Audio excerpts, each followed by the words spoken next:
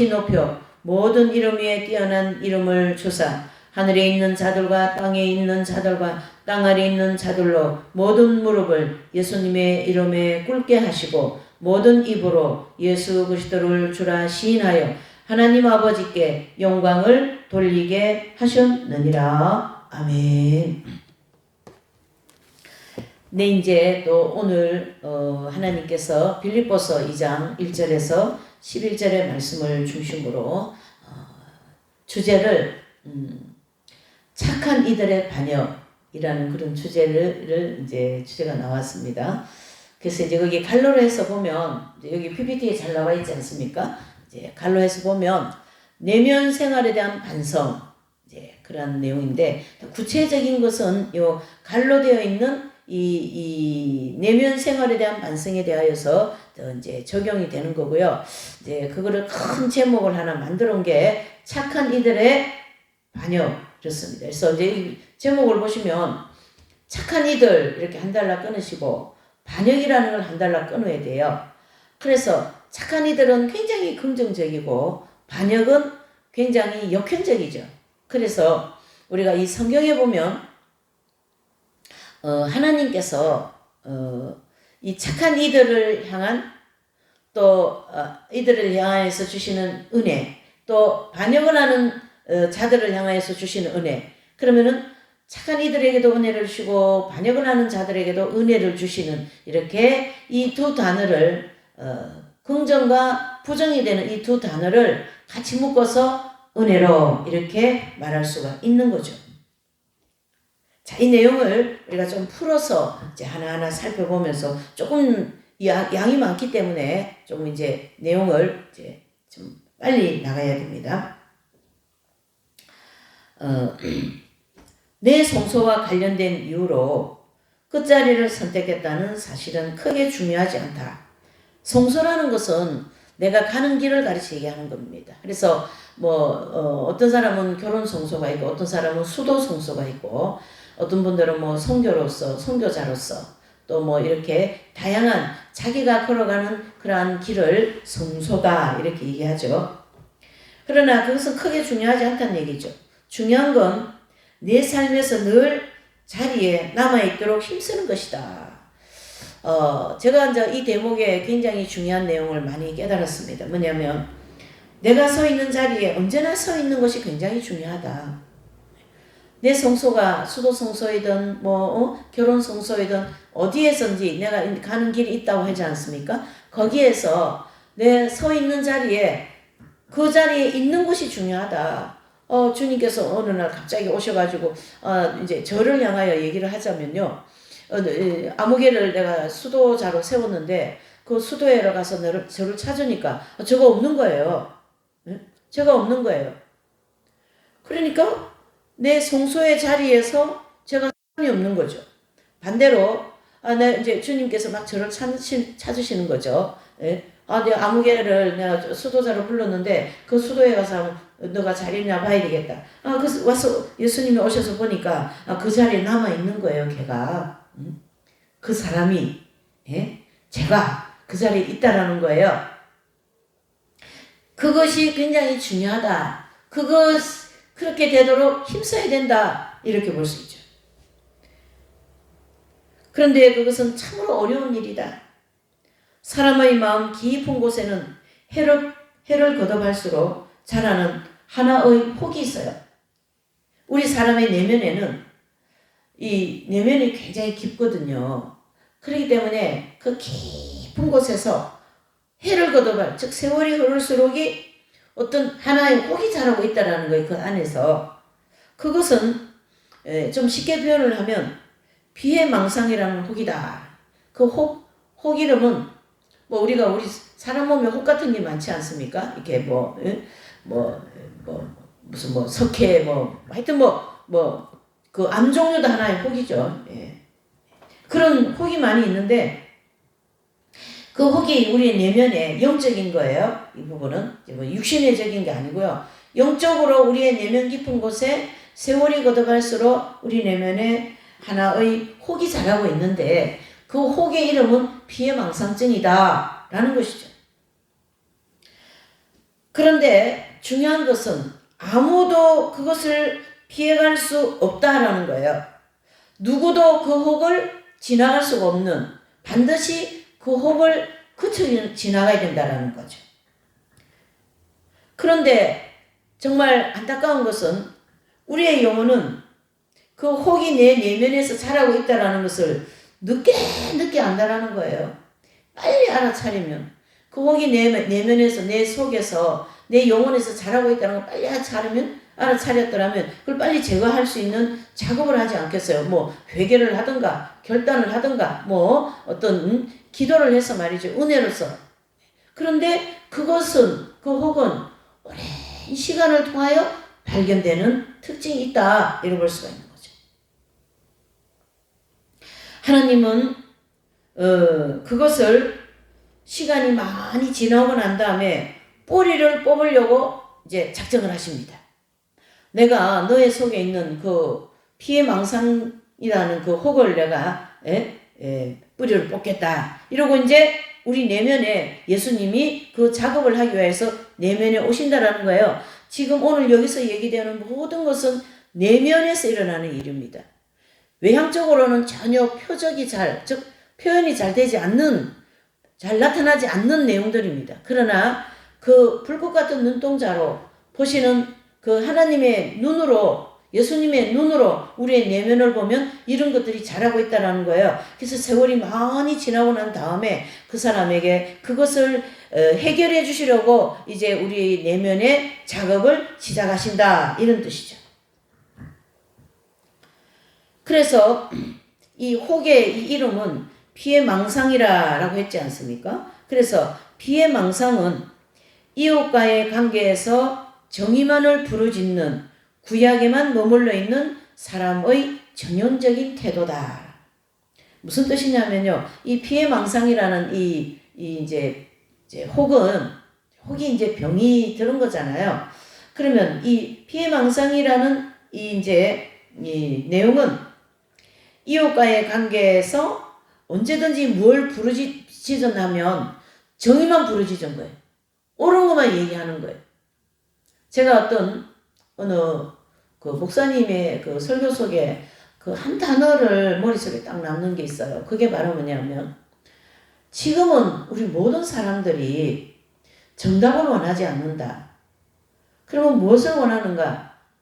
사람들이 원하는 것은 감동을 원한다라는 거예요. 무슨 뜻이냐면, 이제 욥이 엄청난 환난이 막 집안이고 막 자신의 건강까지, 부인도 막 하나님 저주하고 죽으라고 막 이렇게 저주의 말을 퍼붓고 도망까지 가버린 이 상황에서 진퇴양난인 입장에서 또 친구들까지 와서 계속 욥에게 정답을 얘기하는 거예요. 너가 잘못했으니까 이런 하나님의 저주가 왔다. 회개하라. 이런 식으로 답만 얘기하는 거예요. 근데 그 욥은 전혀 거기에 감동을 받지 못합니다. 근데 그 친구, 그 욥의 세 친구는 절대 틀린 말을 하지 않았어요. 그쵸?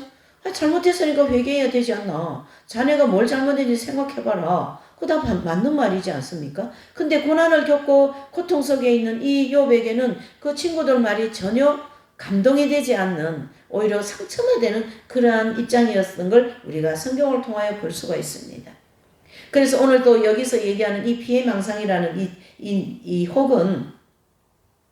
혹이 어떻게 하다가 그렇게 많이 자랐냐면요, 긴 세월 동안 뭐 목회하고 또 교회 집사로서, 장로로서, 권사로서, 또 선교사로서, 수도사로서 다양한 그러한 자기 성소에서 하나님의 일을 한다고 열심히 한 거예요. 예?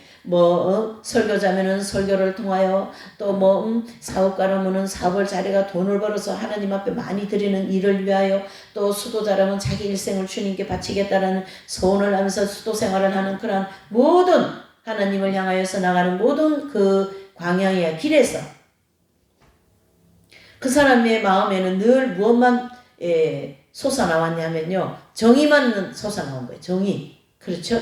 이것은 옳고 이거는 틀리고, 이것은 옳고 이건 틀렸다.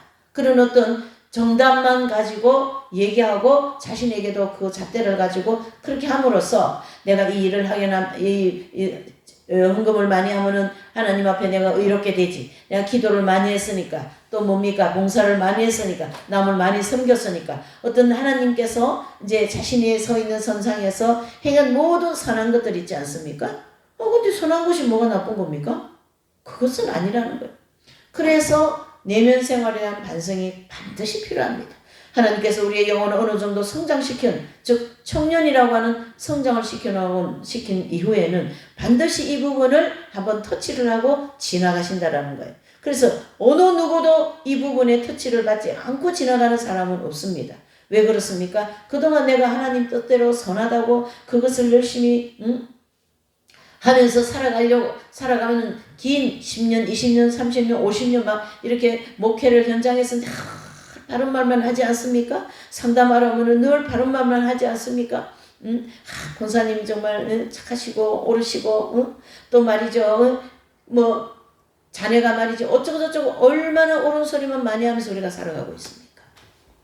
틀린 소리를 하면 또 되지도 않죠.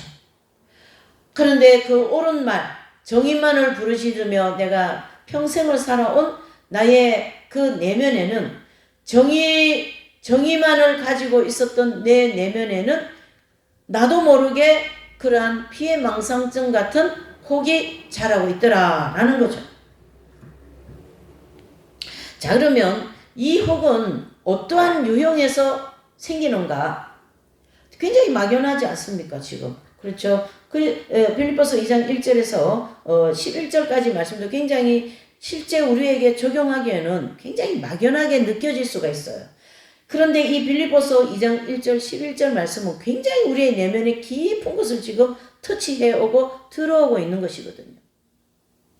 그래서 이제 이 내용을 한 번 더 좀 적용을 해보자라는 거죠. 적용. 자, 그러면 어떤 형태로 적용을 할 거냐?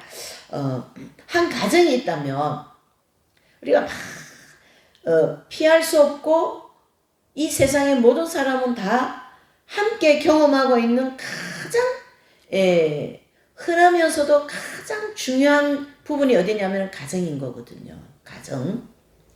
가정이 건강해야만이 어떡합니까? 사회가 건강하다. 나라가 건강하다 할 정도이죠. 그래서 가정이 건강하지 못하면 사회가 굉장히 범죄가 많이 일어날 정도로 가정은 중요합니다. 자, 그러면 이러한 가정을 인용하여서 한번 이 피해망상이라고 하는 이 혹이 왜 자라나는가를 한번 살펴보겠습니다. 그 가정에는 한 어머니가 계셨어요. 이 어머니는 정말 현모양처와 같은 그러한 아주 전형적인 우리 조선시대에 희생하는 그러한 어머니의 모델입니다. 바로 어머니가 그 짐을 짊어지고 그 짐은 바로 무엇이냐면은 이 가정을 잘 이끌어 나가는 그런 짐이에요. 남편을 내조해야 되고 자녀들을 먹이고 입히고 보내고 학교 보내고 가르치고 또 이런 예수님 믿는 집안 같으면 자녀를 하나 놓고 눈물로 기도하고 말이죠. 마룻바닥에 눈물이 흥흥할 정도로 자녀를 놓고 기도하고 말이죠. 아침에 새벽같이 일어나서 아이들 도시락 싸서 보내야 되지. 또 말이죠. 먹일 거 다 챙겨야 되지. 또 남편도 잘 챙겨서 내조해야 되지. 이 한 가정의 이 어머니는 너무나도 그 어깨에 져야 할 짐이 무겁더라는 거죠. 그러나 이 한 어머니의 희생으로 인하여서 이 가정은 평화롭더라는 거예요. 그렇죠? 이 어머니가 다 짐을 다 지고 그 작은 어깨에, 그 연약한 어깨에 그 가정의 모든 짐을 지고 아무 소리 없이 묵묵하게 내가 자녀를 잘 키워야지, 자녀를 잘 먹여야지, 잘 가르쳐야지, 남편을 잘 내줘야지, 남편의 박봉한 월급을 가져온 걸 다 쪼개어가지고 말이죠. 가르치기도 하고 살림도 불리고 말이에요. 주방으로 또 하여튼 모든 가정에서 일어나는 모든 그 짐을 이 어머니가 어깨에 메고 평생을 그 가정에서 희생을 하더라는 거죠. 그러나 그 굽은 어깨의 아래는 하나의 마음이 있더라는 거예요. 그 굽은 어깨의 마음, 이것은 우리의 내면에 깊은 마음이 하나 있더라라는 것이죠.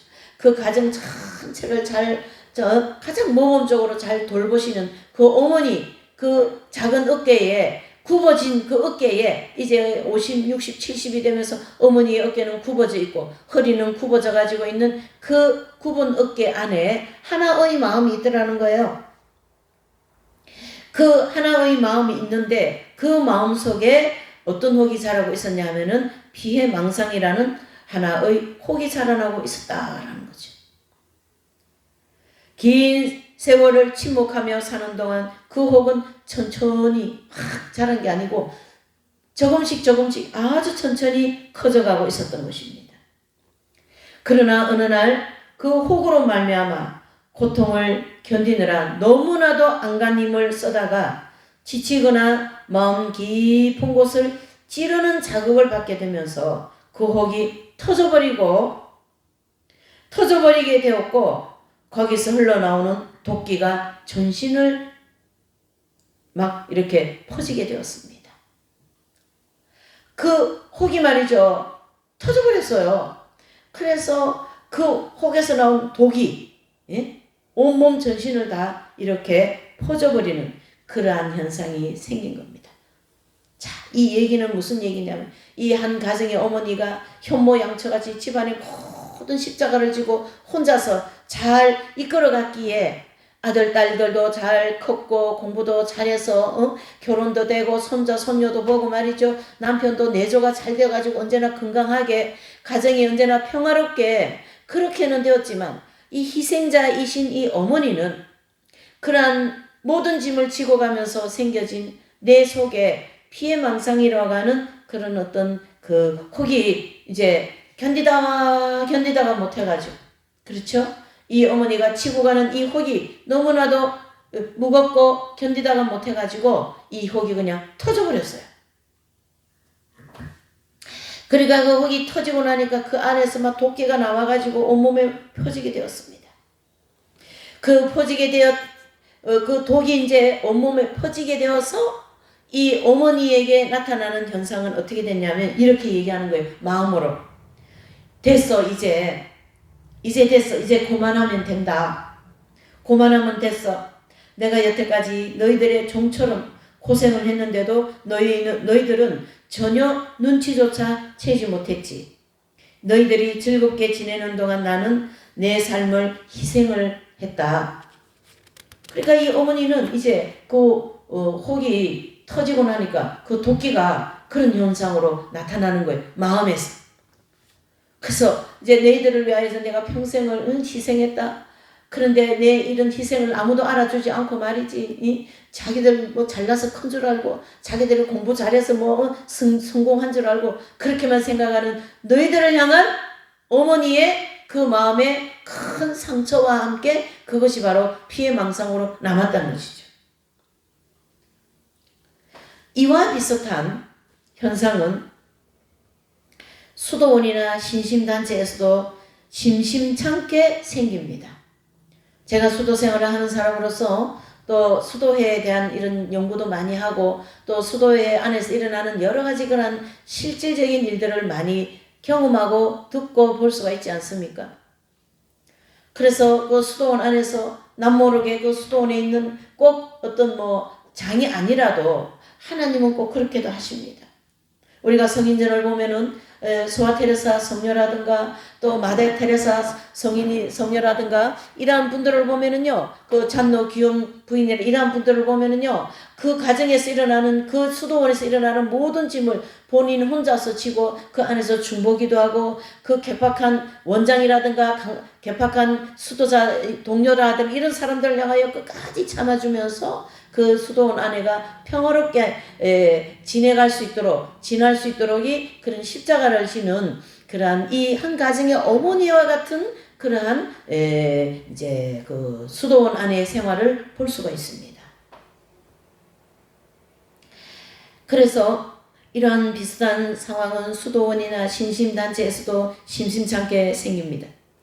이때 불어닥치는 폭풍은 큰 파괴력을 가진 경우가 많아서 공동체를 화해하는 위험을 초래하기도 하고 그런 경우 공동체에 퍼지는 도끼는 매우 강력하여 사랑 자체를 마비시키기도 한다. 자, 무슨 뜻이냐면 한 수도회가 말이죠. 사람들은 잘 알아주지도 않고 잘 몰라요. 이 사람의 내면에서 수도원을 위하여서 얼마나 기도하고 얼마나 또 교회도 마찬가지입니다. 이 교회를 위하여서 어느 권사님 내지는 어느 목회자 얼마나 교회를 위하여 이 모든 교회 성도들을 위하여 칭보기도 하고 말이죠. 그렇게 하면서 보이지 않는 내면의 세계를 통하여 이 교회와 수도원과 어느 신심단체를 이렇게 어머니의 역할을 하는 그러한 사람이 있더라는 거예요. 그것은 하나님만이 아시는 거죠. 사람은 잘 눈치를 못 챕니다. 그냥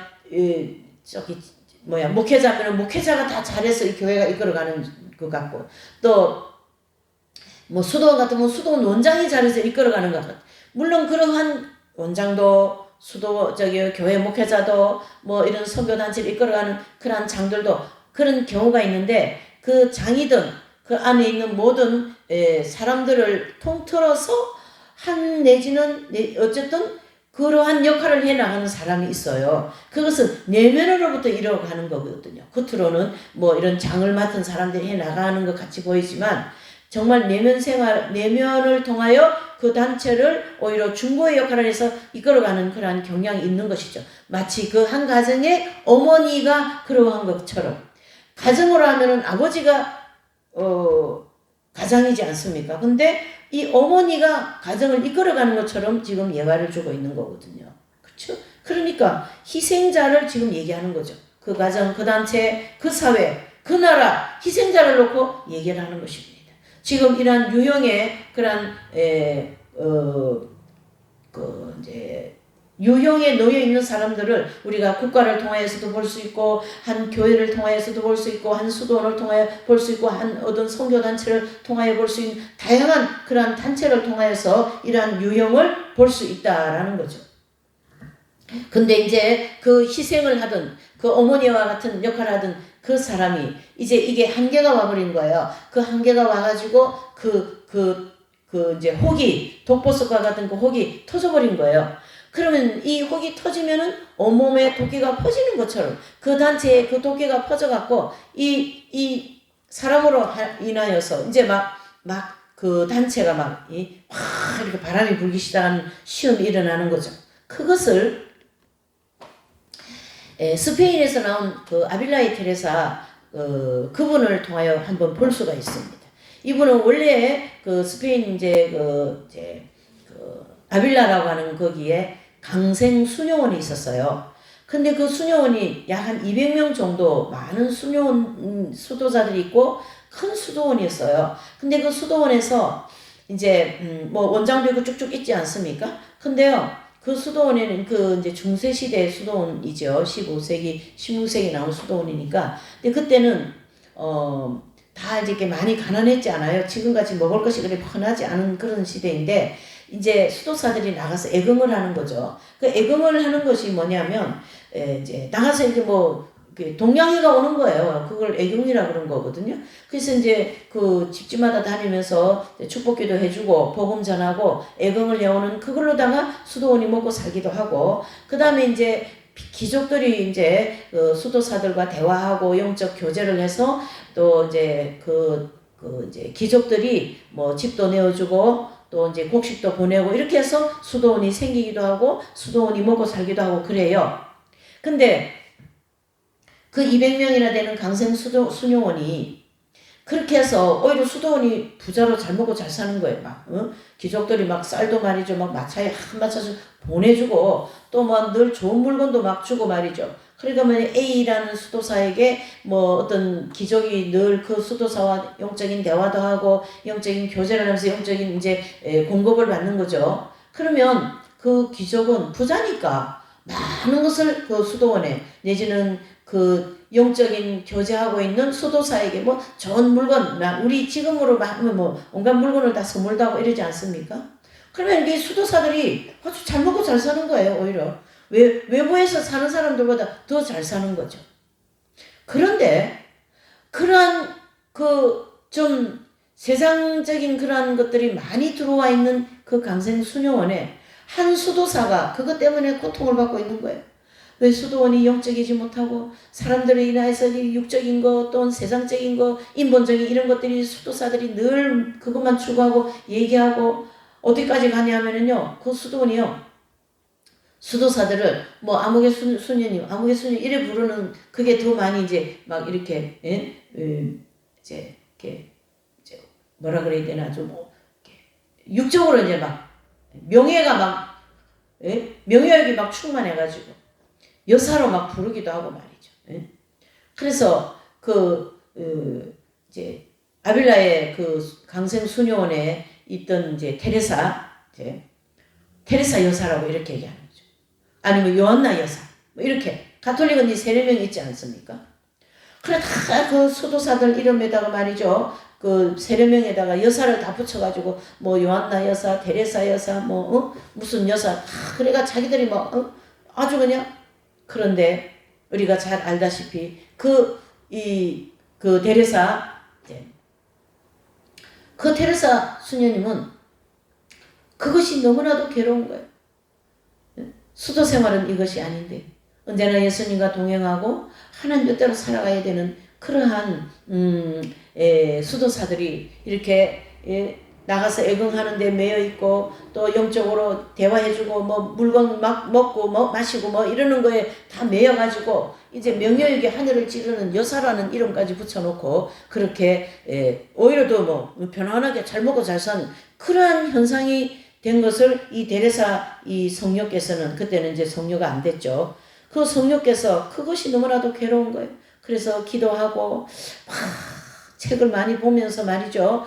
그때 이분이 이제 그 영성책을 많이 보는 거예요. 그런 영적인 책을 계속 보면서 말이에요. 자기의 영성의 길을 이제 한 걸음 한 걸음 이렇게 헤쳐나가는데 그것이 이제 이 수도원 안에서 하나의 피해망상증 같이 이렇게 막 혹이 엄청 컸어요. 그 짐을 자기가 다 지고 가니까 또 이분이 그때 이제 좀 뛰어난 분이죠. 머리도 좋지만 이 문장력도 있지만 언어를 또 말을 굉장히 잘했던 것 같아요. 이분이. 그러니까 말을 잘하니까 애건가면 막 얻어오는 것도 많은 거예요. 그리고 막 귀족들이 찾아오는 사람도 많은 거예요. 그러니까 이분은 이 수도원의 아주 중요한 존재가 되는 거죠. 원장은 아니지만은 정말 말 그대로 어머니 역할을 하는 거죠. 그러니까 매일 뭐 얻어오고 뭐 주고 뭐 그러는 거에 다 혈연이 되어 있는 이 수도원을 향한 이 아빌라의 데레사 이 성녀께서는 이거는 아니다. 그러면서 하나님께 막 그 괴로운 마음을 붙들고 기도하고 아버지 수도자가 이것은 아니지 않습니까?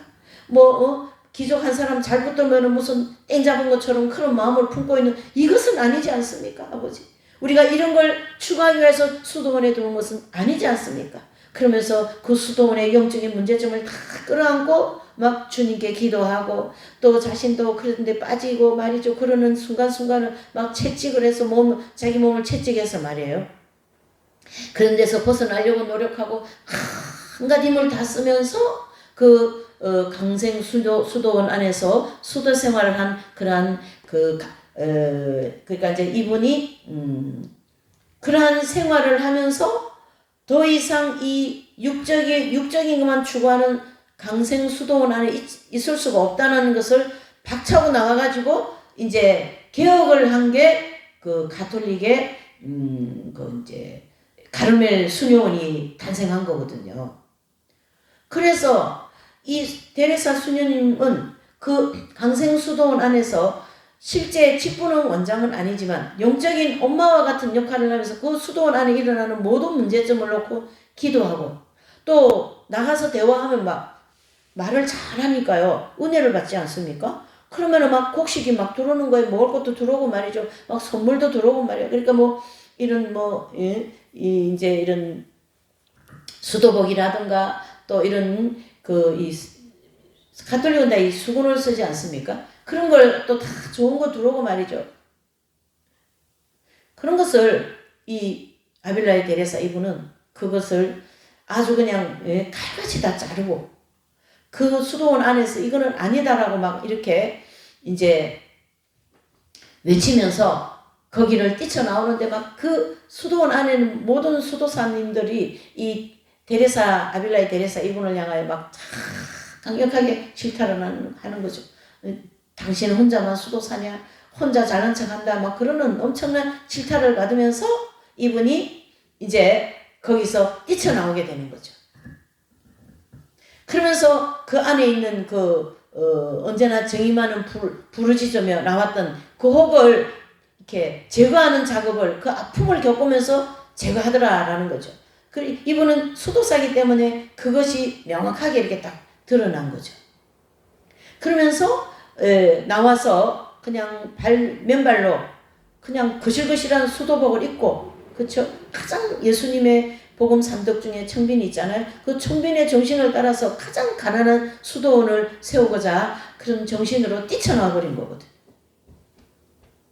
그러니까 하나님께서 우리가 이 내면 생활이나 반성이라는 이 과정을 이제 지나면서 이런 경험을 한 번씩 하게 하시는 거죠. 그래서 그 수도원 안에서 그 가정에서 그 어떤 단체 안에서 엄마와 같은 역할을 하면서 많은 이렇게 하는 것이 정의롭다, 이렇게 하는 것이 옳은 것이다 라는 것만 추구해 오면서 하다 보니까 내가 너무 많은 희생을 했거든요. 그러니까 그 희생이라는 것이 하나의 피해망상이라고 하는 혹으로 내 속에서 자라고 있었어요. 그게 이제 터져버리면 그 단체는 오히려 와해가 되든지 사랑이 식어지든지 내가 뛰쳐나와서 새로운 것을 하나 만들든지 어떤 그러한 아주 획기적인 일들이 일어난다, 이런 뜻이죠.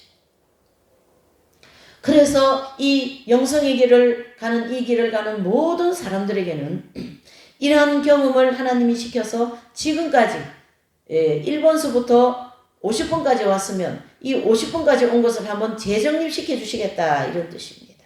그리고 다시금 새롭게 남은 길을 가도록 하나님은 작업을 하시겠다, 이런 뜻이죠. 그래서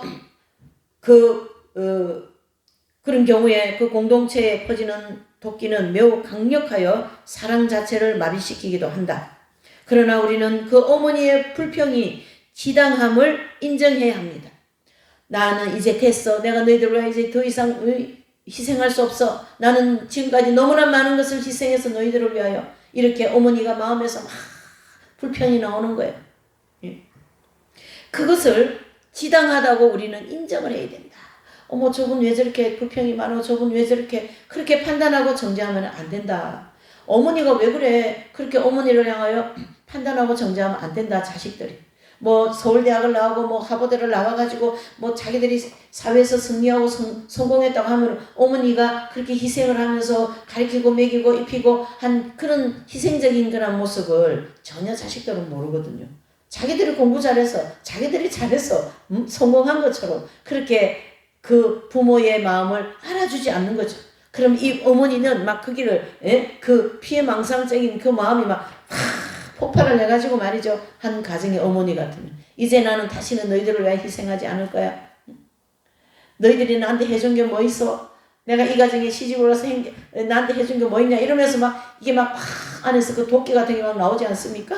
그것이 바로 피해망상적인 혹이 터지는 바람에 나오는 거다. 이래 볼 수가 있는 거죠. 그런데 우리는 그 어머니의 불평, 불만에 대하여서 지당하다고 인정해야 된다, 이런 뜻이죠. 그 사람이 그렇게 하는 거에 대해서 맞다고 인정해야 된다, 이렇게 보는 거죠. 우리가 아빌라의 데레사는 이미 지금으로부터 한 500년 전에 나온 그 성녀이라면 근간에 20세기에 나온 그 인도의 캘커타 마더 테레사 수녀님이 있죠. 이분 역시 그 과정을 통과하면서 그 엄청난 큰 그 인도의 사랑의 선교회라는 그런 수도원을 세우게 되는 거거든요. 그러니까 그 수녀님도 그 이제 로레타 수녀원에서 아주 그 지리학 선생으로서 그냥 수도원 안에 있으면 선생하고 아이들한테 막 인정받고 막 온 수도원 안에서 인정받고 얼마든지 살 수 있어요. 편안하게. 근데 그렇게 편하게 사는 것이 수도 생활이 아니라는 것을 주님께서 계속 내면으로 소리를 주신 거예요. 그래서 가장 가난한 자들의 어머니가 되어주지 않겠느냐. 테레사야. 그렇게 하면서 이 마더 테레사 수녀님에게 주님이 음성을 주시면서 거기를 뛰쳐나오는데 그 뛰쳐나온 그 수도원 안에 있는 그 수도사들이 얼마나 많이 이 마더 테레사 수녀에게 질타하고 당신만 말이지 선행을 하냐 하면서 굉장히 많은 질타를 많이 하거든요. 그래서 그동안이 그 수도원 안에서 착하게 가장 모범적인 수도 생활한 그런 정의로움을 향하여 살아온 그 삶을 통하여 그것을 한 번씩 터뜨린다라는 거예요. 그게 자아 깨어지는 과정에서 하나님은 한 번씩 큰 우리의 그런 그 정의만 부르짖은 그런 성경적으로 하면요, 그게 바리새인적인 그런 속성이거든요. 나는 지금까지 옳게만 살았다. 나는 지금까지 너희들을 위해 희생만 했다. 내가 잘못한 게 뭐 있냐 이렇게 막 나오거든요. 속에서. 겉으로는 아니에요. 잘 안 나와요. 안에서, 내면에서 그런 반항들이 나오는 그런 것이 있거든요. 하나님은 그걸 제거해 주시려고 이러한 아픈 작업을 하시는 거거든요. 그래서 그 수녀님도 그 수도원 안에서 지리학 선생하면서 로레타 수녀원에서요, 아주 모범적인 수도 생활한 것을 한번 청산하고, 그 다음에 새롭게 수도사로서 새 어떤 사명을 할 수 있도록 이제 불러내신 곳이 바로 인도의 가장 가난한 지역 캘커타로 보내신 거죠. 그래서 위대한 성녀가 되지 않습니까? 이해가 되시죠? 우리가 이 부분에서 율법을 좀 생각하면 율법은 옳고 그런 것만 얘기해요. 그러나 복음에 와서는 아주 율법보다 복음이 더 세지 않습니까? 오른손이 하는 일이 왼손을 모르게 하라. 또 음욕을 품은 자는 이미 간음했다. 친구를 미워한 자는 이미 뭐라고요? 우리에게 살인했다 할 정도로 이 복음은 더 강력한 율법이거든요. 그런데 그 복음은 그 강력한 율법임에도 불구하고 구약 모세의 율법처럼 정의만 부러지는 그러한 율법이 아닌 은혜가 있는 율법이다라는 것이죠. 자비가 있고 그 율법 안에는, 그리스도 율법에는 자비가 있고 은혜가 있고 긍휼이 있고 사랑이 있고, 그렇기 때문에 그 옳은 소리 안에 그 정의만 부러지는 거기에는 반드시 하나님의 긍휼과 자비하심과 은혜가 있기 때문에 우리가 옳은 복음주의적인 그런 신앙생활을 열심히 옳은 그리스도의 율법을 향하여 달려가면서도 그것이 하나의 피해망상이 되지 않는 거예요. 그러니까 율법주의적인 신앙생활을 할 수밖에 없어요. 왜요? 우리 마음 자체가 옳은 것만 향하여 가는 것이 맞기 때문에.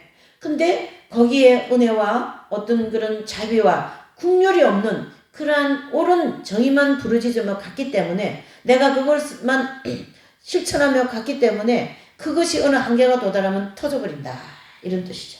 이 어머니의 희생자처럼.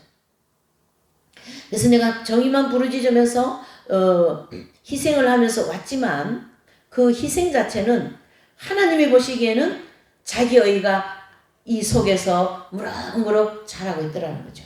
그래서 우리가 이렇게 주변을 보면요, 유달스럽게 잘 사는 사람, 유달스럽게 모범적인 사람들은 보면요, 어느 한계에 가면, 한계에 가서 부딪히면요, 그 사람 그 한계에 부딪혀가지고 그걸 감당을 못하면 확 쓰러지는 경우가 있어요. 그런 게, 나는 정의만 옳은 것만 부르짖으며 왔고 내가 잘못한 게 뭐가 있냐 이래 되거든요. 저도 막 그런 게 속에서 나오더라고요. 제가 어릴 때부터 형제들 중에 가장 착했고 부모님 가장 잘 섬겼고 또 집안 여러 가지 살림도 많이 책임지면서 그렇게 제가 살면서 또 이 핵심 진리 들어가지고 이 진리를 듣고는 열심히 제가 수도사로서 나름대로 살아본다고 막 세부적으로 보면은 부족한 거에 엄청 많겠죠. 이제 큰 덩어리 안에서. 그런데 어느 한계에 하나님이 딱 부딪히게 해가지고 완전히 굴욕적인 생활을 하도록 그렇게 하나님이 환경을 허락하시더라고요. 그때요 정말 죽을 맛인 거예요. 죽을 맛. 그것은 하나님이 그런 것을 허락하시는 것은 우리 내면에 자기가 옳은 것만 정의만 부르짖으면서 살아오면서 자기 속에 쌓아온 그 혹, 그게 바로 자기 의거든요. 우리 진리 중심으로 말하면 그게 의입니다. 그 의를 다 하나님은 깨부시겠다 이런 뜻이죠. 자, 다시 이 어머니에게로 돌아와서 이 어머니가 가족을 위해 자신을 희생했음을 인정해야 된다. 덕분에 가족이 모두 평온하게 지냈으나 그 어머니는 그렇지 못했습니다. 그녀는 쉴 새 없이 일만 해야 되었습니다. 그냥 아이들 돌봐 아침 새벽부터 일어나서 말이죠. 도시락 싸줘야지, 학교 보내야지, 또 이제 학교 다 마치고 나면 결혼시켜서 또 가정을 꾸미게 해서 보내줘야지. 뭐 평생 동안 이 자녀를 위하여, 가정을 위하여, 이 남편을 위하여 희생만 한 어머니인 거예요. 이 어머니는. 그 어머니의 희생 덕분으로 가족들은 잘 살았던 것이죠. 그런데 심각한 문제가 있습니다. 그것은 어머니에게 정말 고통스러운 일이었어요. 아무도 그녀를 이해해주지 않았고 그녀의 희생을 알아주지도 않았던 것입니다. 그 누구도 그녀가 그동안 말없이 흘린 눈물을 알아차리지 못했어요. 어머니는 새벽기도 가서 눈물로 기도했어요. 또 이 자녀를 놓고 기도했어요. 또 막 열이 펄펄 나는 이 자녀를 놓고 얼마나 애끓는 심정을 놓고 기도를 했겠습니까? 이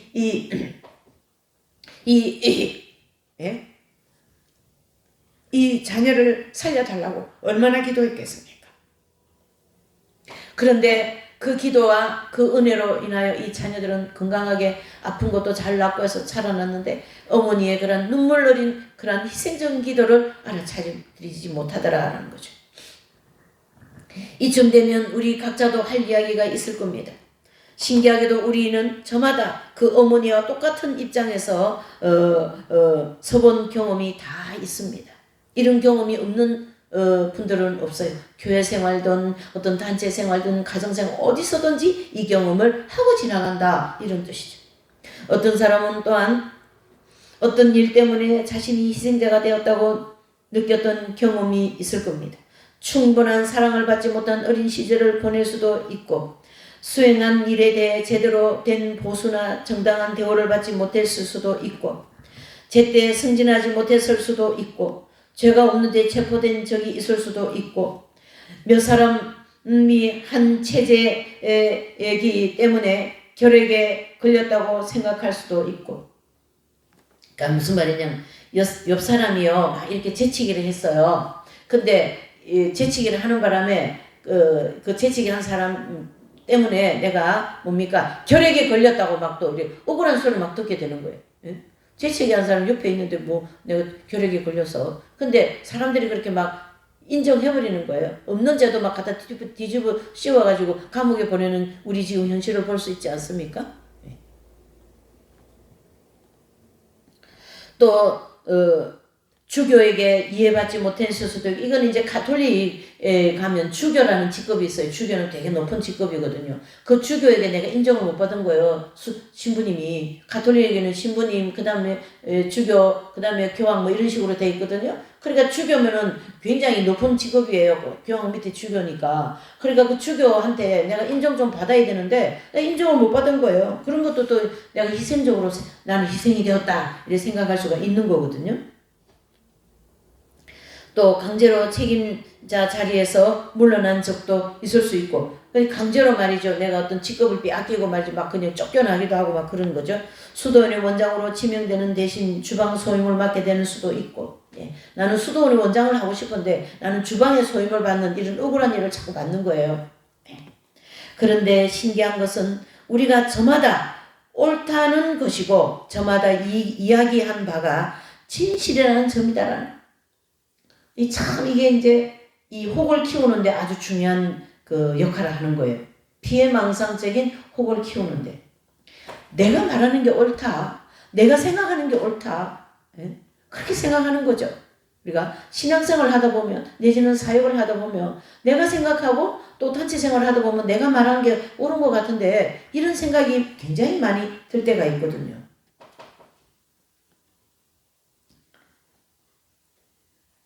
그래서 내가 말한 게 다 진실이다 이렇게 생각하는 경향이 많다라는 거죠. 하면서 살면서 양육강식에 세계에 던져졌을 때 누군가로부터 무례한 대우나 괴롭힘 하다못해 툭 던져진 냉소 등에 한 번도 경험하지 않는 사람을 찾기가 쉽지 않은 것이다.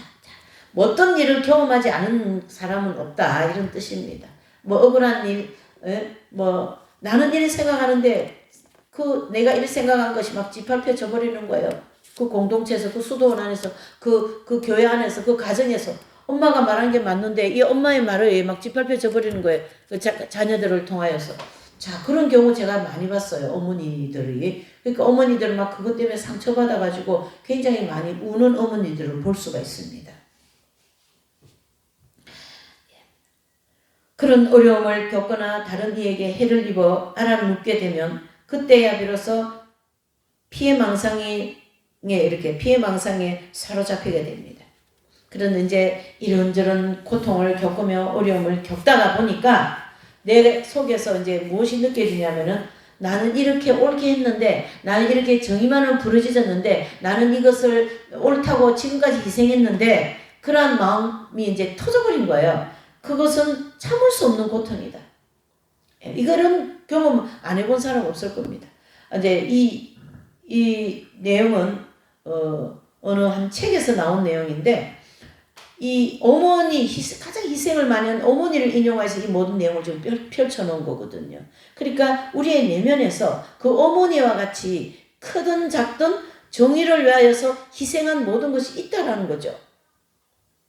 그것을 하면 하나님이 터치를 해버리면 그 터치한 그 혹을 건드려버리면 굉장히 고통스럽다라는 거예요.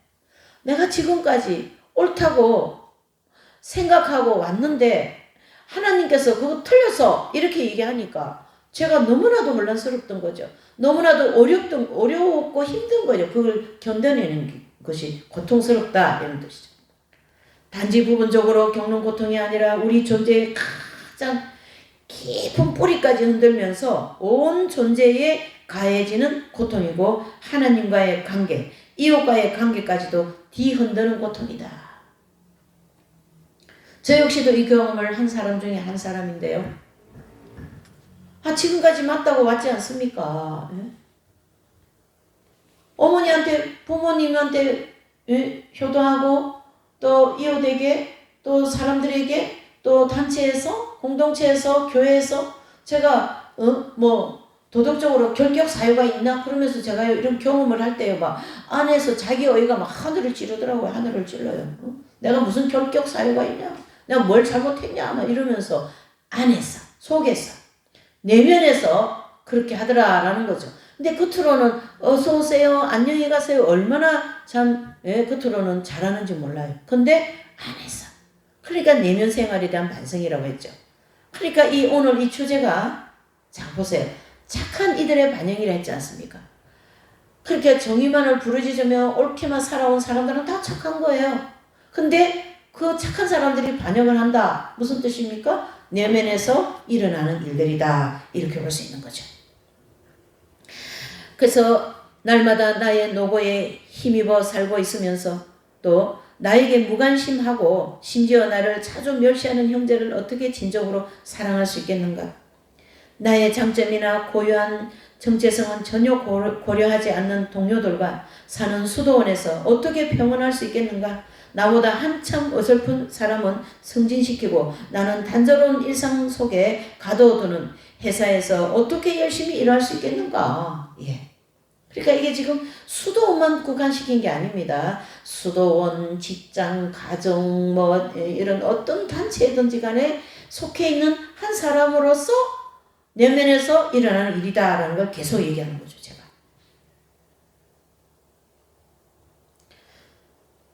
못한다, 말도 안 된다. 그래서 나는 더는 사랑하지 않는다. 더는 사랑할 수 없다. 이런 나는 더 사랑할 수 없다, 더 할 수 없다. 이런 마음은 다 도끼잖아요, 도끼. 예? 그 혹이 터지고 나니까 독으로 나온다고 그랬잖아요. 그 독이 온몸에 퍼져버리는 거예요. 나는 이제 더 이상 희생할 수 없어. 난 너희들을 위해 더 희생 못한다. 뭐 그러면서 말이죠. 그런데 더는 사랑하지 않는다는 것, 더는 사랑할 수 없다는 것, 그저 무심하게 흘려보낼 수 있는 사소한 문제가 아니다.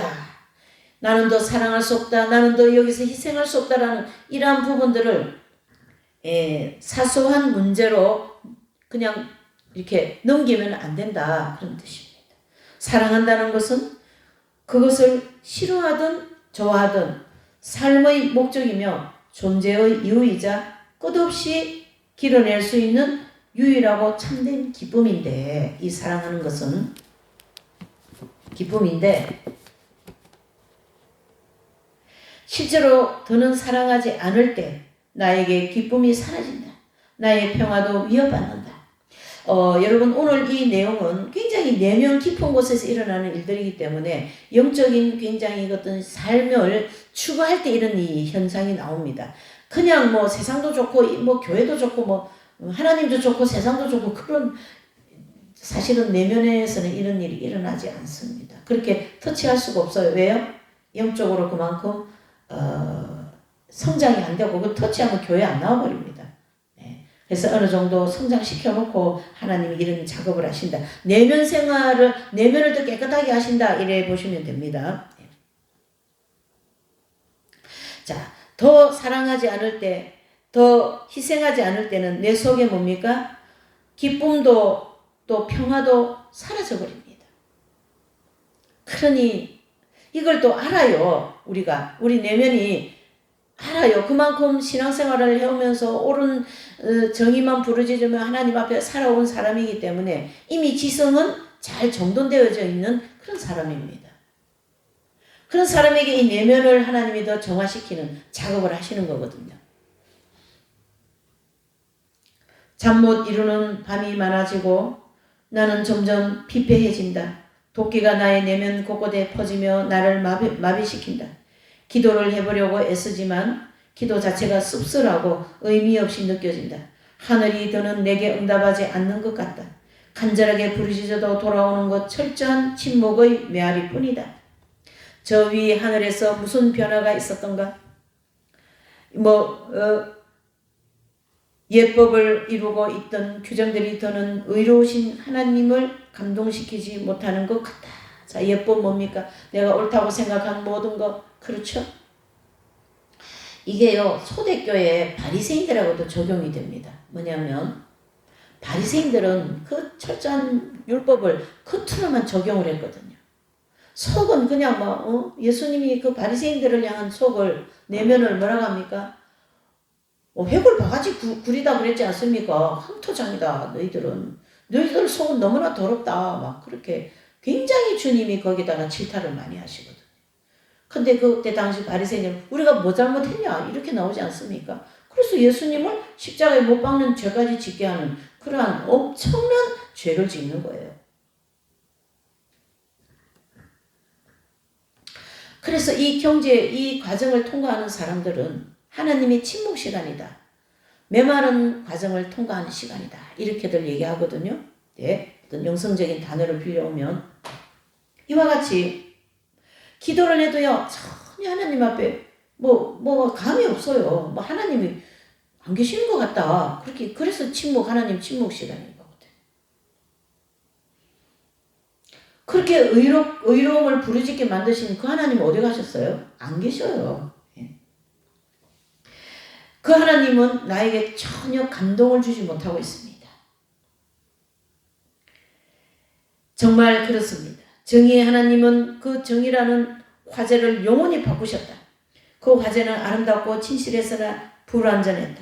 특히 하나님의 무한한 힘을 온전히 보여주지 못했다. 그 정의의 하나님은 그 하나님의 무궁무진한 힘을 나한테 보여주지 못했다라는 거예요. 이 내면에서 막 그런 소리가 나와요. 하나님이 어떻게 된 거예요? 어디 가셨어요? 하나님 아버지. 이렇게 기도했는데도 응답도 없으시고 침묵만 하시고. 그래서 저도 그렇게 기도했어요. 아버지 이제 그만 침묵하시고 좀 말씀 좀 하세요. 말씀하시지 않습니까? 성경에서. 아침에도 읽고 저녁에도 읽고 매일 1년 이 성경에 계속 말씀하시는데 내 내면에서 이 말씀이 들리지 않는다. 글만 읽는 거죠. 글씨만. 예? 말씀과 예수님의 그 진정한 말씀으로 오신 인격적인 지금 그 교제가 끊겼다. 이렇게 볼 수도 있는 거죠. 그래서 그 하나님의 무한한 힘을 보여주지 못했다라고 생각합니다. 정의와 진리의 규정들은 어두운 죄의 길에서 방황하는 나약한 인간에게 결코 구원을 가져다 줄 수 없다. 그렇게 생각하는 거예요. 이 사람의 마음속은 지금. 그러면서 뭔가 다른 방법이 필요했다. 그것은 오랜 세월 동안 하나님만 알고 계셨던 비밀이기도 했다. 그리고 예수님이 오셨습니다. 그러나 사람들은 그분을 받아들이지 않았습니다. 그뿐만 아니라 그를 마치 속죄양에게 하듯 사막으로 쫓아버렸습니다. 그를 둘러싼 사람들은 그를 데리고 그에게 침을 뱉고 그를 저주했습니다. 아니 이제 그 예수님 오셔가지고 그 이제 유대인들에게 나타나셨을 때 가장 예수님께 침 뱉고 예수님을 모함을 많이 한 사람들이 율법학자들이잖아요. 또 바리새인들이잖아요. 굉장히 오늘 이 내용이 우리의 내면 깊은 곳과 함께 큰 범위 안에서 아주 세밀한 것들을 얘기하고 있다. 이렇게 보셔야 됩니다. 그래서 생각을 좀 많이 해야 됩니다.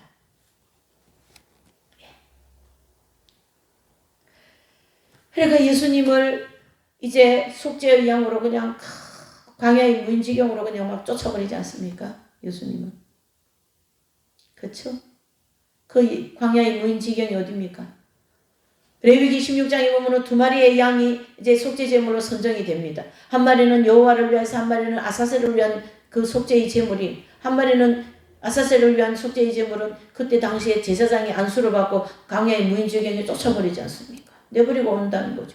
또 한 마리의 양은 피를 예수님 우리 죄를 사하는 데 필요한 피를 받기 위하여 양을 잡아가지고 피를 한 양푼이 들고 지성소로 들어가서 피를 뿌리지 않습니까? 그게 속죄 제사의 레위기 16장에 나오는 이스라엘의 1년에 한 번 드리는 대속죄를 드리는 제사이거든요. 예수님이 그 두 가지 역할을 다 했단 말이죠. 그러니까 바리새인들이 그렇게 정의를 부르짖고 그렇게 옳다고 생각하면서 평생을 지켜온 그 율법의 주인이신 예수님이 오셨는데 그 안에 도끼가 막 퍼져나와가지고 그 진정한 옳은 예수님을 못 박아 죽이는 그러한 큰 범죄를 하는 것을 우리가 그 예수님 당시의 내용을 볼 수가 있습니다. 그래서 무죄하신 예수님은 홀로, 참으로 무죄하신 예수님은 계속 얻어맞다가 마침내 꼬꾸라졌습니다. 그러니까 오늘 빌립보서 2장 1절에서 11절 말씀을 그것을 얘기해주고 있는 것이죠. 그렇죠?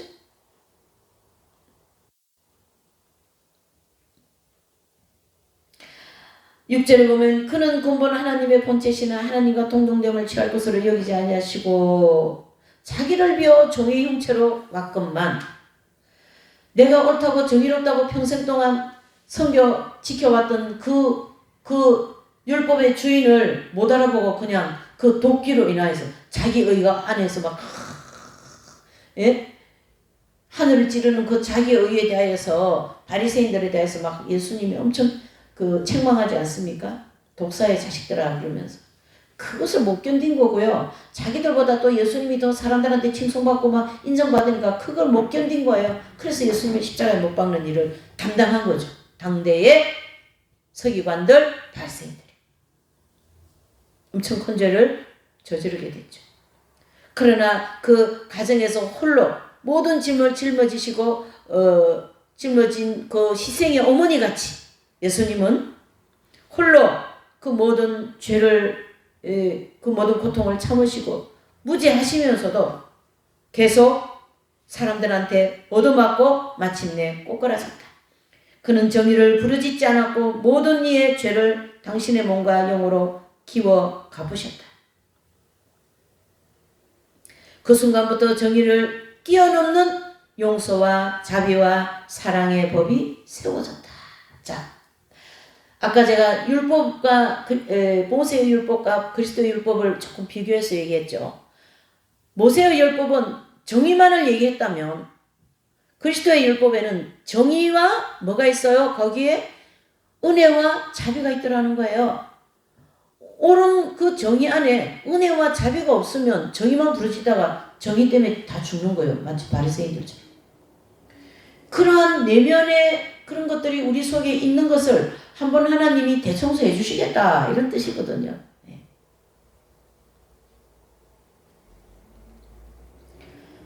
그래서 그는 정의를 부르짖지 않고 모든 이의 죄를 당신의 몸과 영으로 기워 갚으셨다. 참 단어가 멋지지 않습니까? 아름답지 않아요?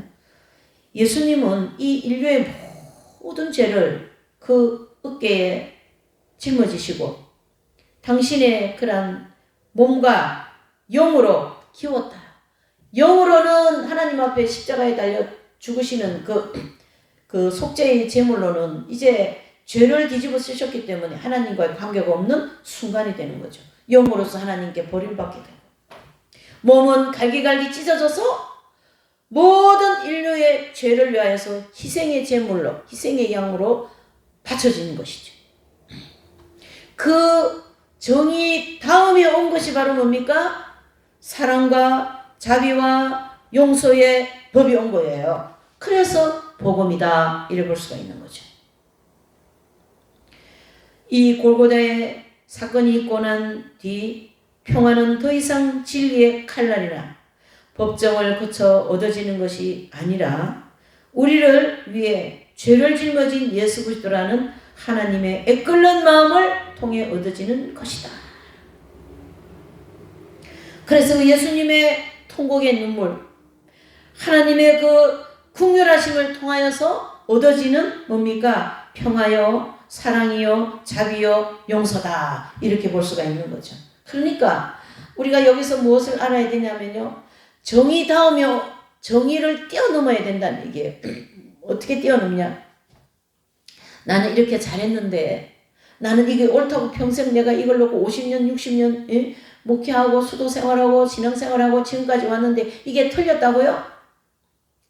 그렇게 할 게 아니라 주님께서 그건 너가 너의 의가 아니냐. 그건 너를 위해서 했지 않냐. 그거는 사람이 할 수 있는 일이 아니야. 하나님이 나에게 얘기하는 거예요. 그것을 그러니까 주님이 나에게 뭘 원하시냐면 그 정의다우면은 용서. 그렇죠? 그것은 우리가 복음서에서 보는 것처럼 나한테 잘못한 사람을 향하여 용서를 몇 번요? 7번이라도 70번씩 하라 그랬지 않습니까? 그것은 십자가 죽음 이후에 오는 것이죠. 그러면 내가 지금까지 정의를 부르짖으며 완 그 모든 것을 어떻게 해요? 주님이 잘못했다 그러면 예 잘못했습니다 이렇게 인정하고 회개하고 그 다음에 오는 자비와 용서를 은총을 받아야 된다 이런 뜻입니다. 굉장히 영적으로 깊이 내지는 성장을 시켜주시고자 하는 하나님의 놀라운 은총이다 이래 볼 수가 있는 거죠. 예수님이 오셨기에 피해망상의 시대는 끝났다. 지금 희생자의 시대가 시작되었다. 참다운 희생자, 침묵의 희생자, 어린 양의 비유되는 희생자, 희생을 기꺼이 받아들이며 사랑의 불로 온갖 불의한 것을 다 태워버리는 희생자의 시대가 왔다. 바로 예수 그리스도께서 하늘 보좌를 내려놓으시고 저와 여러분들을 위하여 희생하기 위하여 인류의 죄를 짊어지시고 십자가의 죽음으로써 우리에게 용서가 뭔가, 희생, 사랑이 뭔가, 희생이 뭔가, 정의다음에 오는 그런 놀라운 은혜를 주시기 위하여 예수님 오셨다 이런 뜻입니다. 이 부분을 사도 바울은 고린도전서 9장 7절에 하나님께서 하나님을 기쁘게 하는 일을 사랑입니다. 희생자는 기꺼이 내어주는 것이다. 하나님의 아들 그리스도를 통해 기쁘게 내어주는 분이시며 한번 주신 것을 도로 가져가지 않으십니다. 그분은 모든 죄를 영원히 용서하십니다. 이렇던 순수함을 되찾아 주시고 초죽음이 된 죄인에게 생기를 불어넣어 주시고 창녀를 사도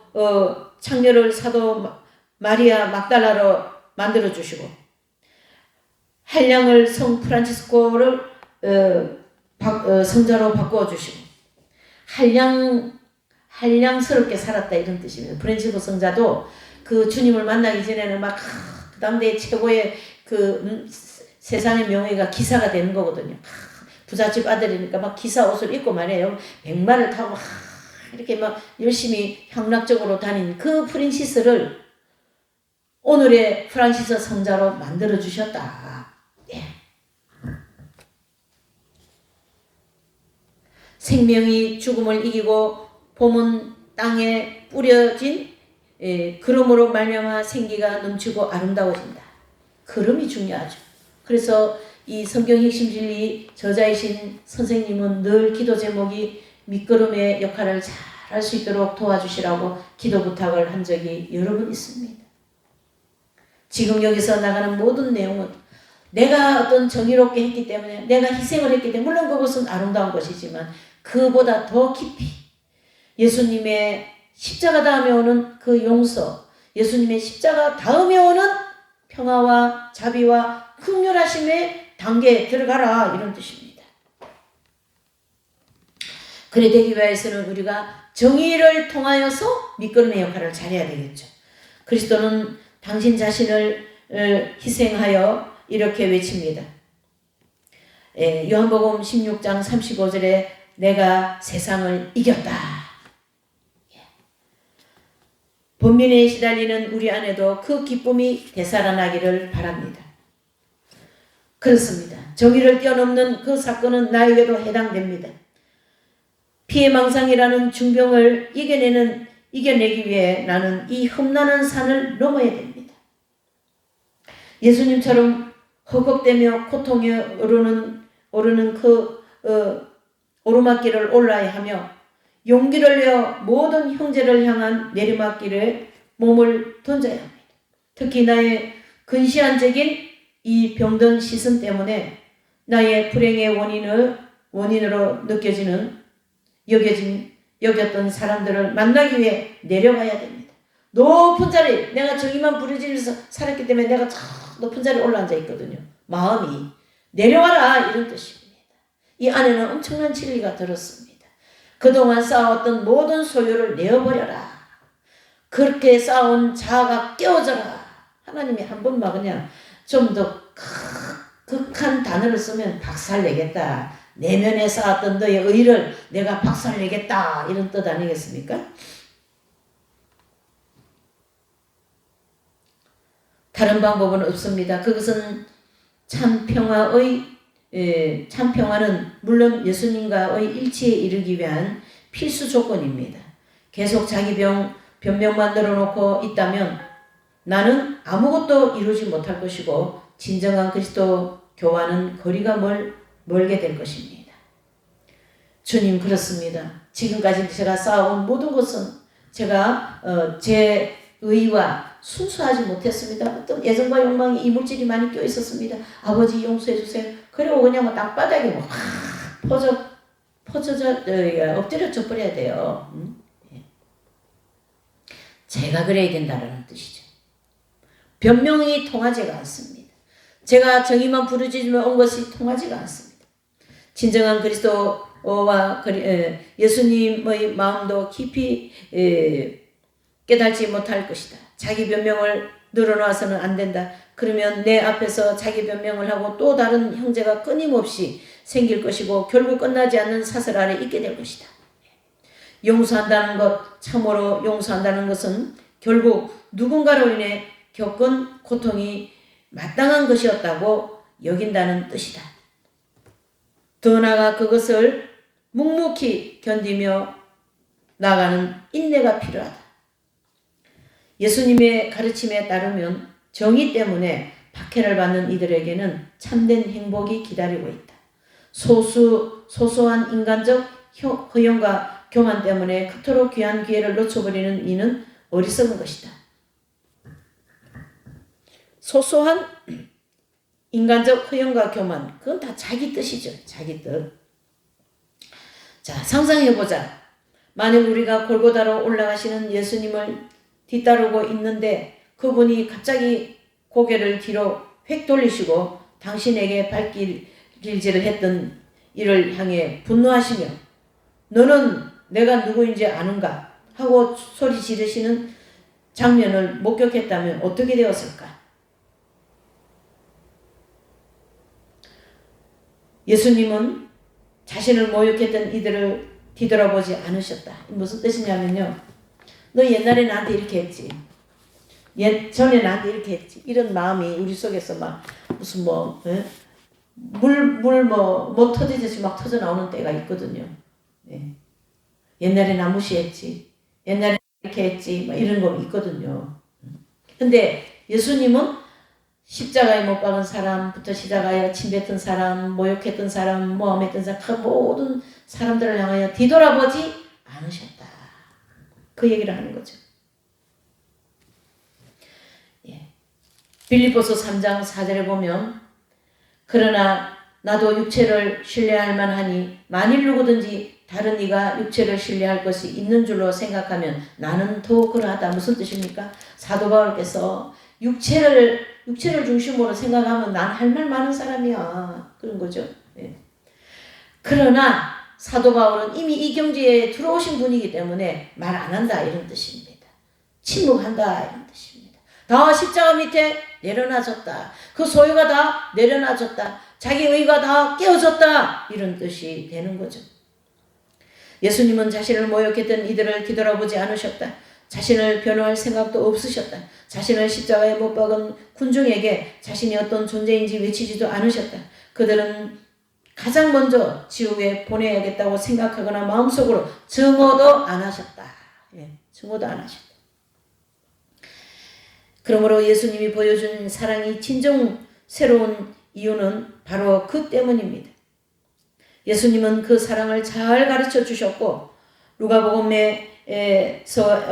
누가복음사가는 그것을 복음서에 잘 담아내었습니다. 누가복음 6장 27절 29절에 내 말을 듣고 있는 너희에게 내가 말한다. 너희는 원수를 사랑하라. 너희를 미워하는 자들에게 잘해주고 너희를 저주하는 자들에게 축복하며 너희를 학대하는 자들을 위하여 기도하며 내 뺨을 때리는 자에게 다른 뺨도 돌려대고 내 겉옷을 가지고는 자에게 속옷도 가져가게 버려두어라. 로마서 12장에도 보면 핍박하는 자를 위하여 기도하고 헐벗은 자를 위하여 입히우고 또 배고픈 자를 위하여 먹이우고 칼의 위험, 동적의 위험, 온갖 위험과 고통 속에 있으면서도 그들을 향하여 먹이고 입히고 기도해줘라. 그런 그 정의를 넘어선 경지로 들어가라 이런 뜻이죠. 예수님의 정신은 다른 곳과 절대로 혼동될 수 없습니다. 진정 유일하다. 그리스도의 마음을 깊이 간직하고 그의 정신을 가장 탁월하게 읽어냈던 사도 바울은 빌립보 교인들에게 보낸 그 편지에서 그리스도인이 하나님과 세상 사람들 앞에서 어떻게 살아야 하는지를 이 오늘 본문에서 잘 얘기해주고 있습니다. 딱 한마디만. 그는 누굽니까? 6절에 근본 하나님의 본체이시지만은 하나님과 동등됨을 피할 것으로 원치 않고 그것을 내려놓고 인간의 몸을 가지고 이 땅에 오셨다. 그렇기 때문에 예수님은 모든 정의, 모든 의의를 넘어서서 사랑과 용서와 자비의 자리에 오셨다. 그래서 우리는 그분을 향하여 가야 된다. 그분처럼 가야 된다. 그분처럼 그분을 닮아야 된다. 그걸 얘기해주고 있는 거거든. 빌립보서 2장. 그래서 2장 2절에 마음을 같이하여 같은 사랑을 가지고 뜻을 합하여 한 마음을 품어라. 이게 성립이 되는 이런 말씀이다. 성립이 되는 거예요. 3절에도 아무 일에든지 다툼이나 허용으로 하지 말고 오직 겸손한 마음으로 각각 자기보다 남을 낮게 여기고 각각 자기를 돌아볼 뿐더러 또한 각각 자기 다른 사람들의 일을 돌아보아 나의 기쁨이 충만케 하라. 사도 바울이 예수님 기쁨에 들어온 것처럼 여러분도 나의 기쁨에 함께 충만해지기를 바랍니다. 이런 뜻이 되는 거죠. 네. 저와 여러분들은 그리스도 예수님을 우리 마음에 품은 분들입니다. 그래서 예수님을 품고 사는 사람들은 이 모든 말씀에 즉 빌립보서 2장 1절 10절에 11절에 이 말씀의 덕목을 우리가 품어야 된다. 그 덕목을 가지고 내가 덕을 실천해야 된다. 이런 뜻이죠. 성부께 순종하고 인간을 구원하기 위해 예수님이 지니셨던 마음과 자신을 낮추시고자 했던 갈망은 그리스도가 보여준 사랑의 종수로 길이 남을 것이다. 진리와 정의만으로 부족하기에 우리는 거기서 한 걸음 더 나가도록 초대받았습니다. 참 멋지지 않습니까? 진리와 정의만으로는 부족합니다. 우리 인간은요, 진리만 갖다 들이대면요, 다 죽어요. 예수님이 나의 죄를 헤아리면 살아남을 사람이 어디 있습니까? 정의만 우리한테, 정의라고 하면 잣대만 우리한테 갖다 대면 살아남을 사람이 어디에 있습니까? 그래서 그 정의를 뛰어넘은 용서와 사랑과 평화의 그 경지로 들어와라, 이런 뜻이죠. 그래서 진리와 정의만으로는 부족하기, 우리는 거기서 한 걸음 더 나가도록 초대받았습니다. 예수님을 닮기 위해 더 낮은 곳으로 가고 싶은 갈망이 클수록 우리 마음은 더욱 겸손해지고 우리의 삶에는 평화가 넘쳐올 것입니다. 이 지상에서 이 위대한 성덕에 이룰 수 있는 비결은 그것이 전부입니다. 뭡니까? 정의를 뛰어넘는, 내가 지금까지 옳다고 생각하고 내가 옳다고 쌓은 모든 그 정의를 뛰어넘어서 그 자리가 바로 용서와 사랑과 힘, 자비와 은혜가 있는 그 비결을, 그 은혜 안에서 우리가 이제 성덕을 이제 실천하면서 나아가는 그런 것이 전부다. 뭐 복잡하게 뭐 책을 이만큼 읽고 그래서 되는 게 아니다, 이런 뜻입니다. 오늘 말씀을 정리하면 결국 인간의 공로는 정의를 이룰 수가 없고 낡은 자신의 생각으로는 십자가의 은총을 받을 수가 없습니다. 모든 것을 내려놓고 예수 그리스도께 의지해야 합니다.